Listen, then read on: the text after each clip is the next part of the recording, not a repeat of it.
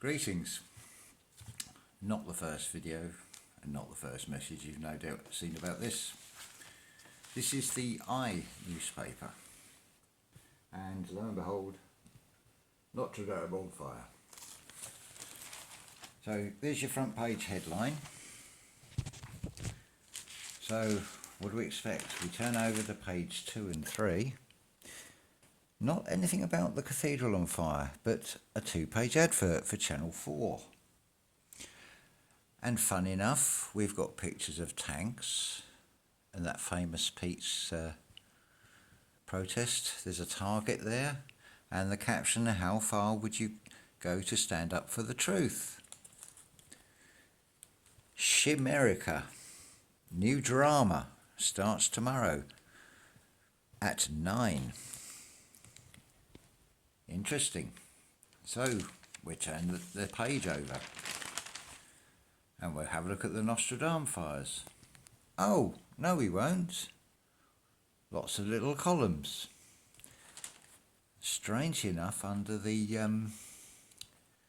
sort of subtitle of the news matrix. So then we turn the page again to pages 6 and 7. Oh, and there's all about it now. Now it's funny, 6 and 7 makes 42. 6 times 7, I should say, makes 42.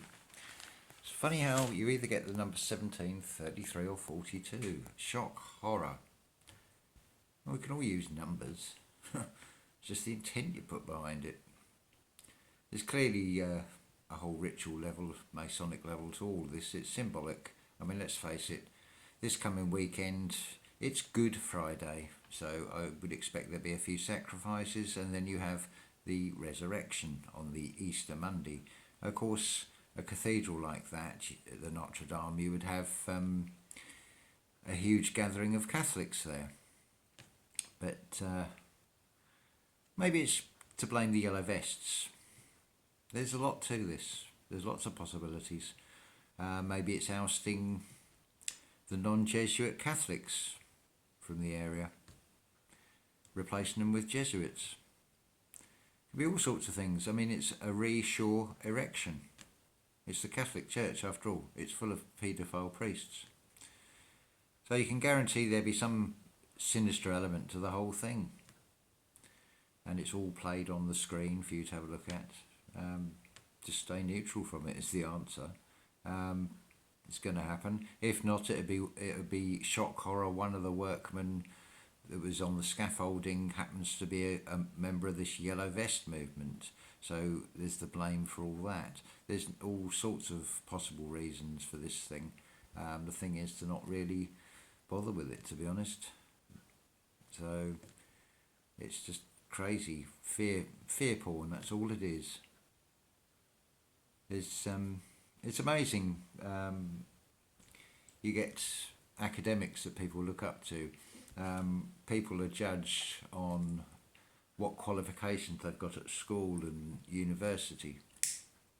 And if you're very good, you can go on to be a university lecturer or a professor or a scientist or whatever. But it's amazing how these people are so intelligent but can't join the dots. There's joining the dots and joining the idiots. How can you think to yourself, how can these people be so brilliant? But then when you think, if they're in that profession, they've got a full-time job, they're then teaching what they know so far. And maybe they haven't seen the rest of it. Maybe they know they won't have a paycheck at the end of the week if they do speak out. Maybe there's dirt on them, which they will leak out into the press if they speak out. Their families could be threatened. I'm sure that's what happened with Alex Jones. He made a mention that he's got 4 young children, almost saying that I don't have a choice but to U-turn because they threatened my children, and I believe them. So to protect them, I won't mention Zionism anymore. I'll blame it all on the Muslims. I'll add to the fear, because while one group is being accused of something, that's another thing with the Notre Dame. I think it's a van has been found with all Arabic something or other in it, and of course that's all been it's mysteriously parked near in one of the streets nearby the Notre Dame. So let's blame the Muslims. Let's blame Middle Eastern terror groups. See, there's all this fear porn is so ridiculous, because while everybody's listening to all this news, which is north, east, west, and south, that's what news stands for. You're missing the point. Think of it, you are the centre of your world. What is the point? You need to see the point of everything. And while everybody is arguing against another group of people and blaming them or believing all these lies that we're told, it's a bloody soap opera. It's so ridiculous. We're not seeing that the whole thing is being orchestrated, and we're not focusing our attention on to who is behind it, which are very small in number. This is all about illusion, the whole thing. It's absolutely ridiculous, and people fall for this. I might even tell you the outcome of what's going to happen to all this, but I think it's fair that you should all work it out for yourselves, really. It's not for me to tell you what's right or wrong about it, but we can turn Agenda 21 into Agenda 12 and make it something very different indeed. But you're going to start playing by their rules and not seeing it smoke and mirrors. You're going to fall for anything that they throw at you. Learn to read things the other way round. Always. If it's in the news, then it's the time to look the other way. I mean, do you cross the road and only look one way? You need to see both sides of everything. This is the analogy, you could say, with the serpent in the garden. It is seeing both sides. It's the caduceus that you see on the side of the ambulance. The pole with the two serpents, the serpent energy of knowledge. It's really straightforward. It's telling you to stay neutral. Be the captain of your own vessel.